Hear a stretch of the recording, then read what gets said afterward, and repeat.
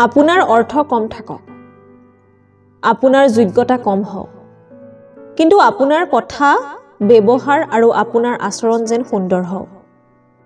মানুহ হিচাপে এইটোৱে ডাঙৰ সম্পদ। তিনিটা বস্তু বহুত মূল্যৱান। সম্পৰ্কত সন্মান থকা দৰকাৰ, ভালপোৱাত বিশ্বাস থকা দৰকাৰ, বন্ধুত্বত গুৰুত্ব থকা দৰকাৰ। যিজনে আপোনাক সঁচা অৰ্থত ভাল পাব, তেওঁ আপোনাক কেতিয়াও পাহৰিব নোৱাৰে। হয়তো অভিমান কৰি কথা নকব, কিন্তু সকলো সময়তে আপোনাক মিছ কৰিব।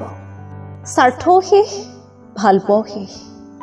এয়াই বৰ্তমান সমাজৰ ভালপোৱা।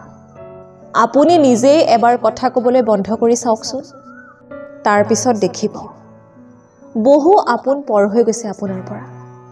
আচলতে আপোন কোনো নহয় এই দুনিয়াত।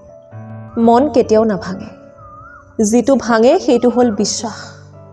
মানুহে দুখ কষ্ট পাহৰি যাব পাৰে, কিন্তু আপোনজনৰ পৰা পোৱা বিশ্বাসঘাতকতা কেতিয়াও পাহৰি যাব নোৱাৰে। সুখী মানুহে কেতিয়াও দুখী মানুহে লিখা গল্প বুজি পাব নোৱাৰে। আমাৰ জীৱনৰ আটাইতকৈ ভাল বন্ধু কোন জানেনে? সেয়া হৈছে শিক্ষা। কাৰণ শিক্ষাৰ আগত সুন্দৰতা, যৌৱন আদিয়েও হাৰ মানে। লাগিলে তেওঁ শক্তিৰ ফালৰ পৰা দুৰ্বল বা দেখাত সুন্দৰ নহওক কিয়। এজন মানুহে সময়ৰ লগে লগে তেওঁৰ টকা পইচা অথবা সৌন্দৰ্য হেৰুৱাব পাৰে, সম্বন্ধবোৰো নোহোৱা হৈ পৰিব পাৰে, কিন্তু শিক্ষা আৰু জ্ঞানে মানুহক সকলো সময়তে লগ দিয়ে।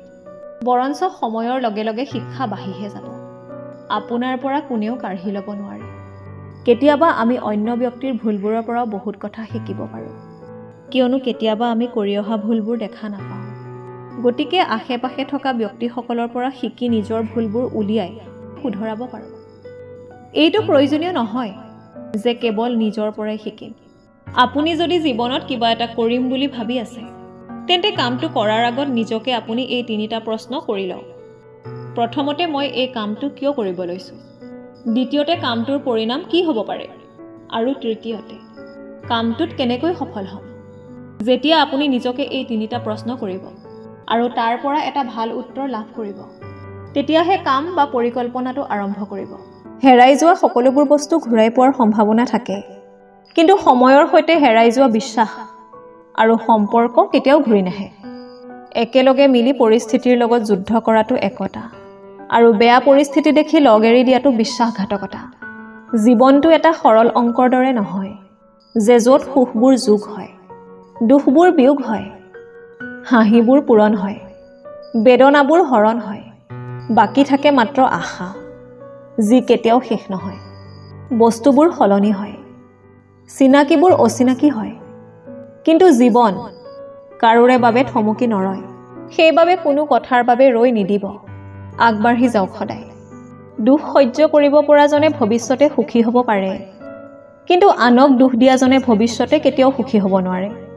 আনে কৰিছে, সেয়ে ময়ো কৰোঁ, এনে মনোভাৱ ত্যাগ কৰক। আপুনি আপোনাৰ নিজৰ মাজত থকা শক্তিখিনিক অনুভৱ কৰক, চিনক নিজকে। আপোনাৰ শক্তি অনুযায়ী কৰ্মৰ দিশে আগবাঢ়ক, সফল নিশ্চয় হ'ব। জীৱনত প্ৰতিটো খোজ বহুত সাৱধানে দিব, কাৰণ বহুত মানুহে অপেক্ষা কৰি আছে কেৱল আপোনাৰ এটা ভুল ধৰাৰ কাৰণে। ভালপোৱা হ'ল এখন কিতাপ, আৰু ভুল বুজাবুজি হ'ল তাৰ এটা পৃষ্ঠা। কাৰোবাক যদি সঁচাই মনৰ পৰা ভাল পায়, তেনেহ'লে এটা পৃষ্ঠাৰ কাৰণে গোটেই কিতাপখন ফালি নিদিব। জীৱন বাটত কৰা এই ভুলবোৰে আপোনাক আৰু অধিক মজবুত কৰি তুলিব। যিমানেই ব্যৰ্থ হ'ব, সিমানেই শিক্ষা পাব, আৰু সিমানেই জীৱনৰ গভীৰতালৈ আগবাঢ়ি গৈ থাকিব পাৰিব।